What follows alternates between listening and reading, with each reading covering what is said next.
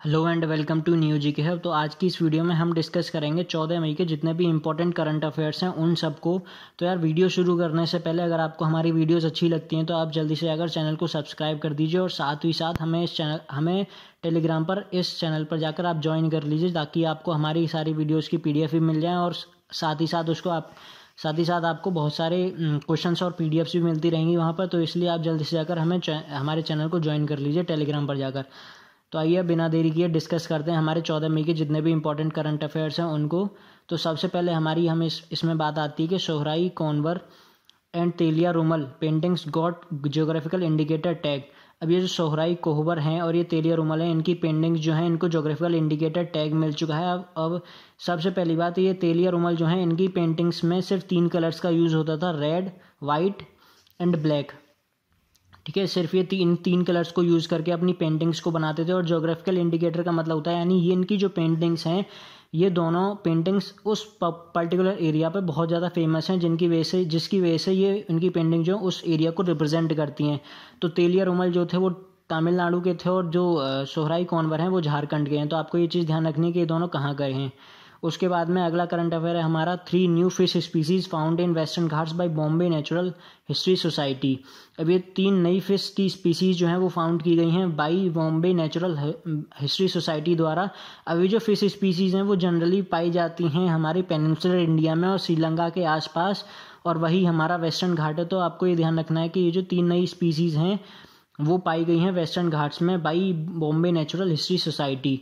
उसके बाद में आगे बढ़ते हैं। आगे हमारा DFRL डेवलप्ड मोबाइल कोविड-19 टेस्टिंग लैब परक इन मैसूरू। उसके बाद में जो DRDO की डिफेंस फूड रिसर्च लैब है उसने क्या करी है, उसने एक mobile Covid testing lab develop की है जिसका नाम है परक। तो आपको इस मोबाइल टेस्टिंग लैब का नाम याद रखना है, इसका नाम है परक। ठीक है, इस परक नाम को याद रखिएगा, यानी मोबाइल कोविड-19 टेस्टिंग लैब का नाम क्या है, परक। और ये मैसूरू में डेवलप की गई है जिससे कि वो 30% ज़्यादा सैंपल्स को कलेक्ट कर सकें कोविड-19 पेशेंट्स के। उसके बाद में आगे बढ़ते हैं। आगे हमारा फीफा अंडर-17 women's World Cup to be held in India from February 17 to March 7 to 2021। इसके बाद में ये FIFA under-17 women world cup जो है वो इंडिया में ऑर्गेनाइज होगा। कब से? February 17 to March 7 से। ये पोस्टपोन हो चुका है, पहले ये इंडिया में ही होने वाला था फ्रॉम November 2।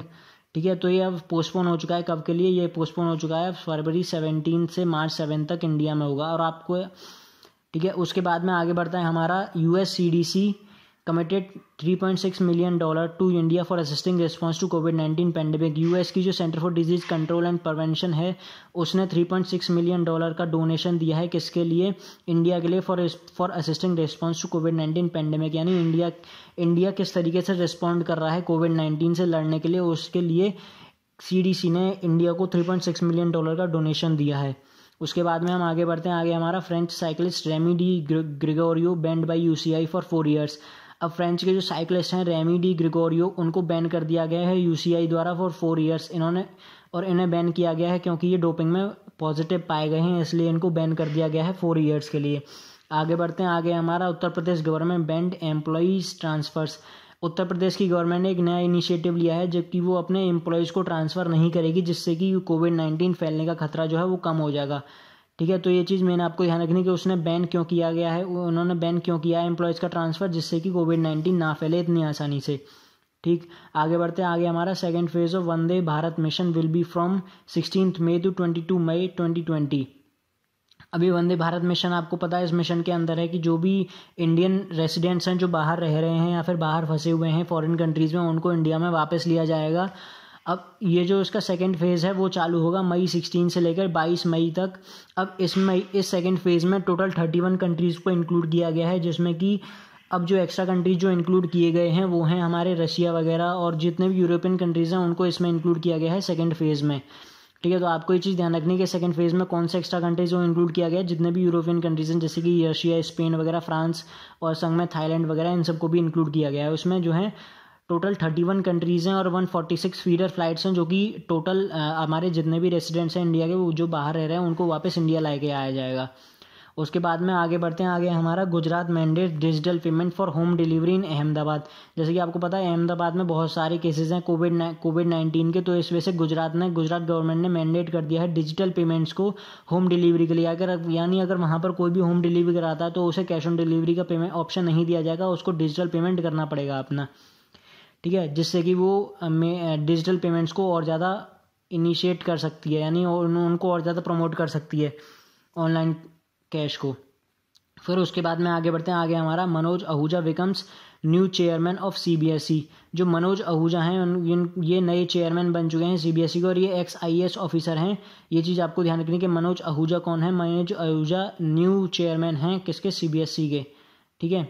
उसके बाद में आगे बढ़ते हैं, आगे हमारा Sania Mirza becomes first Indian to win Fed Cup heart award defeating Indonesia 16-year-old Priska Madelyn न्यूग्रोहो।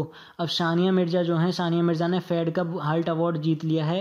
इन्होंने इंडोनेशिया की 16-year-old प्रिस्का मेडलिन न्यूग्रोहो को हराया है, ठीक है। ये चीज़ आपको ध्यान रखनी कि इन्होंने किसको हराया, इंडोनेशिया की 16-year-old girl Priska Madelyn Nugroho. Sania Mirza पहली इंडियन है जिनको फेड कप हर्ट अवार्ड मिला है, ठीक है। ये थे हमारे कुछ इंपॉर्टेंट करंट अफेयर्स। आगे बढ़ते हैं, आगे क्या है हमारा, आगे है हमारा Bengaluru airport voted as best regional airport, ठीक है, वॉन स्काईट्रैक्स अवार्ड 2020। अब बेंगलुरु का जो एयरपोर्ट है उसको क्या गया है, बेस्ट रीजनल एयरपोर्ट दिया गया है in India and central Asia, यानी इंडिया और सेंट्रल एशिया के अंदर बेस्ट रीजनल एयरपोर्ट कौन सा है, हमारा बेंगलुरु एयरपोर्ट। और इसने जो अवार्ड जीता है उस अवार्ड का नाम है स्काईट्रैक्स अवार्ड 2020, ठीक है। अब आपको ये नाम बताना है कमेंट्स में नीचे कि बेंगलुरु एयरपोर्ट का नाम क्या है, ठीक है। अब नीचे बढ़ते हैं, आगे हमारा है Samsung India pledges ₹2 crore to Tamil Nadu. अब सैमसंग इंडिया ने डोनेशन दिया है 2 करोड़ का फॉर तमिलनाडु, ठीक है। ये चीज़ आपको ध्यान रखनी है, ऐसा कोई इसमें स्पेसिफिक डोनेशन नहीं है, जनरल डोनेशन है, यानी तमिलनाडु जो है 2 करोड़ को कहीं पर भी यूज़ कर सकता है, ठीक है। उसके बाद में आगे बढ़ते हैं, हमारा US comedian Jerry स्टिलर passed away. US के जो लीजेंड कॉमेडियन थे जेरी स्टिलर, उनका निधन हो चुका है। अब जेरी स्टिलर जो थे वो एमी अवार्ड के लिए भी नॉमिनेटेड थे, तो ये आपको ये ध्यान रखनी है कि एमी अवार्ड के लिए नॉमिनेटेड जेरी स्टिलर का निधन हो चुका है, ठीक है, और ये कॉमेडियन थे, ठीक है। उसके आगे बढ़ते हैं, हमारा आगे है Thanjavur Netti works and Arumbavur wood carvings got GI tag. अब आपको पहले पता था कि उन दोनों की पेंटिंग्स को GI टैग मिला था, उसके बाद में अब ये वुड कार्विंग्स और नीति वर्क्स को भी GI टैग मिल चुका है। अब ये दोनों जो चीज़ें हैं ये हैं हमारी तेलंगाना की, तो इससे आपको ये ध्यान रखना है कि ये जो दोनों हैं ये हमारे तेलंगाना में इनको जोग्राफिकल इंडिकेटर टैग मिला, यानी ये दो तेलंगाना को रिप्रेजेंट कर रही हैं इस वक्त, ठीक है। अब उसके बाद में आगे बढ़ते हैं, आगे हमारा global trade fail 3% in first quarter of 2020, यानी ग्लोबल ट्रेड जो है यानी इम्पोर्ट और एक्सपोर्ट जो है वो 3% से गिर चुके हैं फर्स्ट क्वार्टर ऑफ 2020 में, ठीक। फिर उसके आगे बढ़ते हैं, आगे हमारा Jammu and Kashmir to provide tap connection till 2022 under Jal Jeevan mission. अब जम्मू कश्मीर की गवर्नमेंट ने ये डिसाइड किया है कि वो सारे जितने भी रूरल एरियाज़ हैं उसके जिनमें टैप कनेक्शन नहीं है वो उसमें टैप कनेक्शन प्रोवाइड कराएगी टिल दी एंड ऑफ 2022, यानी 2022 के अंत तक जितने भी रूरल एरियाज़ हैं, जितने भी गाँव के इलाके हैं जम्मू कश्मीर में, उनको वो टैप कनेक्शंस अवेलेबल कराएगी। और इस मिशन का नाम रखा गया है जल जीवन मिशन, ठीक है। तो इस मिशन के अंदर आपको ये चीज़ ध्यान रखें कि जल जीवन मिशन के अंदर क्या था कि जम्मू एंड कश्मीर की गवर्नमेंट जो है वो जितने भी रूरल एरियाज़ हैं उनको टैप कनेक्शंस प्रोवाइड करेगी, जिससे कि उनको पानी मिल सके टैप्स द्वारा, ठीक है। उसके बाद है अगला हमारा Chhattisgarh class 10th and 12th exams cancel, यानी छत्तीसगढ़ के अंदर क्लास 10th और 12th के एग्जाम्स नहीं होंगे, ठीक है। उसके बाद में आगे बढ़ते हैं, आगे हमारा Uttarakhand CM Trivendra Singh Rawat launched hope portal.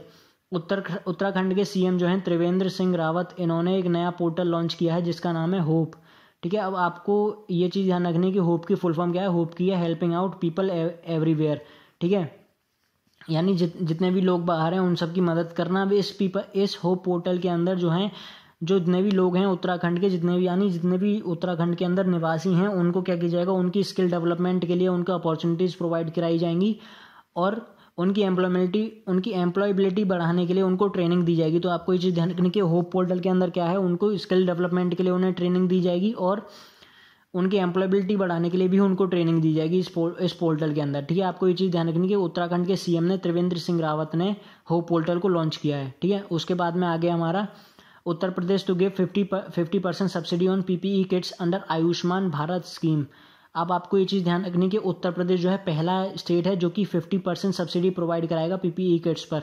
यानी जो पीपीई किट्स हैं अब हॉस्पिटल्स को 50% ऑफ पर मिलेंगी या फिर 50% सस्ती मिलेंगी, ठीक है, अदर स्टेट से। और इस स्कीम का नाम रखा है उत्तर प्रदेश ने आयुष्मान भारत स्कीम। तो आपको ये चीज़ ध्यान रखनी है, आयुष्मान भारत स्कीम के अंदर क्या है, आयुष्मान भारत स्कीम के अंदर है कि जितने भी हॉस्पिटल्स हैं उत्तर प्रदेश के अंदर उनको पीपीई किट्स जो हैं वो 50% सब्सिडी पर मिलेंगी। उसके बाद में आगे हमारा 3100 crore rupees allocated from PM cares fund. अभी जो पीएम केयर्स फंड के अंदर डोनेशन जो आई थी उसमें से 3100 करोड़ का डोनेशन जो है वो यूज़ किया जाएगा, जिसमें से कि 2000 करोड़ जो है वो वेंटिलेटर्स खरीदने के लिए यूज़ किए जाएंगे और बाकी का जो 1000 करोड़ है वो यूज़ किया जाएगा जितने भी माइग्रेंट वर्कर्स हैं उनको या फिर जितने भी माइग्रेंट लेबरर्स हैं उनके फीडिंग के लिए या फिर उनकी केयर के लिए। और बाकी के जो 100 करोड़ हैं इसमें से 3100 करोड़ में से वो यूज़ किए जाएंगे वैक्सीन डेवलपमेंट में, कोविड-19 की वैक्सीन डेवलपमेंट के लिए, ठीक है। आपको तो 3100 करोड़ ये आपको ये पता लग गया कि 3100 करोड़ कहाँ पर यूज़ होंगे। 2000 करोड़ वेंटिलेटर्स के लिए, 1000 करोड़ माइग्रेंट वर्कर्स के लिए और 100 करोड़ वैक्सीन के लिए, ठीक है। आगे बढ़ते हैं। आगे हमारा IAS officer V Vidyavati is the new chief of Archaeological Survey of India. यानी हमारी जो IAS ऑफिसर है V Vidyavati is the new chief of Archaeological Survey of India. ये इनको नया चीफ अपॉइंट किया गया है किसका, आर्कियोलॉजिकल सर्वे ऑफ इंडिया का, ठीक है। उसके बाद आगे हमारा 25% cut in TDS and TCS rates till 31 मार्च 2021, ठीक है। अब आपको ये चीज़ ध्यान रखनी है कि TDS और TCS यानी tax deducted at source and tax collected at source, ठीक है, इनमें 25% का कट किया गया है by finance minister Nirmala Sitharaman, ठीक है। तो अब ये हमें 25% कम, अब हमें TDS और TCS कटेगा हमारा 25% कम, ठीक है। अब उसके बाद हम आगे बढ़ते हैं। आगे हमारा Madhya Pradesh has the worst infant mortality rate and Nagaland has the best. यानी इंडिया के अंदर वर्स्ट इन्फेंट मोर्टेलिटी रेट जो है वो मध्य प्रदेश के अंदर है और जो बेस्ट है हमारा वो नागालैंड के अंदर है, ठीक है। अब इन्फेंट मोर्टेलिटी रेट होता है यानी 1 साल से कम जितने भी बच्चे होते हैं उनकी अगर डेथ हो जाती है तो उसे हम कहते हैं इन्फेंट मोर्टेलिटी रेट, ठीक है। अब इन्फेंट मोर्टेलिटी रेट के अंदर जो वर्स्ट स्टेट है इंडिया के अंदर वो है मध्य प्रदेश और जो बेस्ट स्टेट है वो है हमारा नागालैंड, ठीक है। अब आगे बढ़ते हैं। आगे हमारा Twitter employees can work from home for ever. अब ट्विटर जो है वर्ल्ड की पहली कंपनी है जिसने ये ऑफिशियली डिक्लेयर कर दिया है कि उसके एम्प्लॉय जो हैं वो हमेशा के लिए अपने घर से काम कर सकते हैं इफ़ दे वांट टू, और उन्हें उनका जो पेमेंट है वो भी नॉर्मल डेज़ की तरह ही दिया जाएगा। यानी अगर वो घर से भी काम करेंगे तो भी उनका पेमेंट जो है उन्हें रेगुलरली मिलेगा और उतना ही दिया जाएगा जितना वो ऑफिस में रहकर काम करते थे, ठीक है। तो ट्विटर पूरी वर्ल्ड की पहली कंपनी है जो कि अपने एम्प्लॉयज़ को ये अपॉर्चुनिटी प्रोवाइड कर रही है कि वो अपने घर से ही रहकर अपना कंपनी का काम कर सकते हैं, ठीक है। तो यही थे हमारे जितने भी थे इंपॉर्टेंट करंट अफेयर्स 14 मई के। अब इसके बाद हम आगे बढ़ते हैं। कुछ क्वेश्चंस हैं हमारे जो कि इस करंट अफेयर्स से मैंने आपके लिए प्रिपेयर किए हैं। वो हैं कि आपको फीफा की फुल फॉर्म बतानी है नीचे कमेंट्स में कि फीफा की फुल फॉर्म क्या है, ठीक है। उसके बाद हेडक्वार्टर और फुल फॉर्म ऑफ CDC, आपको ये भी बताना है कि CDC की फुल फॉर्म क्या है और हेडक्वार्टर्स कहाँ हैं इसके। उसके बाद में जो हमने बात किया था कि फ्रेंच साइकिलिस्ट को बैन कर दिया है UCI ने, तो आपको इस UCI की फुल फॉर्म बतानी है कि UCI की फुल फॉर्म क्या है। उसके बाद में हमने पढ़ा था कि बेंगलुरु एयरपोर्ट जो है हमारा बेस्ट रीजनल एयरपोर्ट वोट किया गया है, तो उस बेंगलुरु एयरपोर्ट का नाम क्या है जिसको बेस्ट रीजनल एयरपोर्ट से अवॉर्ड किया गया है, ठीक है। उसके बाद में हमारा how many countries are included in second phase of Vande Bharat Mission. ये मैंने आपको बताया था कि वंदे भारत मिशन के अंदर कितनी कंट्रीज को इंक्लूड किया गया है और इसमें कौन से एरियाज़ को स्पेशली इंक्लूड किया गया, तो वो भी मैंने आपको बताया था। तो इसका भी आंसर आपको नीचे कमेंट्स में कमेंट करना है। उसके बाद में हमारा है what is Ayushman Bharat scheme. तो मैंने आपको ये भी बताया था कि आयुष्मान भारत स्कीम क्या है और किस स्टेट ने इसे लॉन्च किया है और किस स्टेट के इससे इसको सबसे ज़्यादा फ़ायदा होगा, ये भी मैंने आपको बताया था। तो इसका भी आंसर आपको नीचे कमेंट में देना है। इन सारे क्वेश्चंस के आंसर आपको नीचे कमेंट में ज़रूर कमेंट करने हैं, ठीक है। और उसके बाद हमने पढ़ा था कि फुल फॉर्म ऑफ होप, मैंने आपको फुल फॉर्म भी बताई थी और मैंने आपको ये भी बताया था कि इससे काम क्या होता है या फिर इससे किसने लॉन्च किया और इसका काम क्या है होप का। तो आपको ये भी नीचे कमेंट में बताना है कि फुल फॉर्म क्या है होप की और इसको किसने लॉन्च किया है या फिर इसका काम क्या है होप का। फिर उसके बाद हम बहुत दिनों से पढ़ते आ रहे हैं कि PM केयर्स फंड में इतना डोनेशन आ गया। अब आपको ये बताना है कि केयर्स की फुल फॉर्म क्या है, ठीक है। अब इसमें केयर्स की फुल फॉर्म जो है वो भी आपको नीचे कमेंट में कमेंट करनी है। उसके बाद में हमारा अगला क्वेश्चन है कि what is infant mortality rate. ये भी मैंने आपको बता दिया कि इन्फेंट मोर्टेलिटी रेट क्या होता है, ये भी आपको नीचे कमेंट में इसकी डेफिनेशन देनी है। उसके बाद में आपको उन स्टेट्स के नाम भी बताने हैं जिनमें कि हाईएस्ट और लोएस्ट इन्फेंट मोर्टेलिटी रेट है, ठीक है। तो यही कुछ क्वेश्चन थे जो कि मैंने इसमें से इस करंट अफेयर्स में से आपके लिए तैयार किए, जो मुझे लगे थोड़े इंपॉर्टेंट हो सकते हैं तो आपको इन सारे क्वेश्चंस के आंसर जो है नीचे कमेंट में बताने हैं मेरे को कि आप सही हैं या फिर गलत हैं, या फिर आपको कितना समझ में आया। ठीक है, तो आपको अगर आप कमेंट करेंगे तो आप मेरे को पता लग जाएगा कि आपको वीडियो समझ में आ रही हैं फिर अच्छी लग रही हैं। अगर आपको वीडियोस अच्छी लगती हैं तो आप हमें जल्दी से आकर सब्सक्राइब कर लीजिए और हमें ज़रूर से ज़रूर इस टेलीग्राम चैनल पर आप जाके ज्वाइन कर लीजिए, जिससे कि आपको सारे PDF भी मिलें और ऐसे ही क्वेश्चंस आपको वहाँ पर भी मिलते हैं, तो आपको और भी ज़्यादा आसानी हो जाएगी और क्विजेज़ भी मिलती रहेंगी। तो जल्दी से जाकर हमें ज्वाइन कर लीजिए। तो इस वीडियो को अब यहीं पर ख़त्म करते हैं।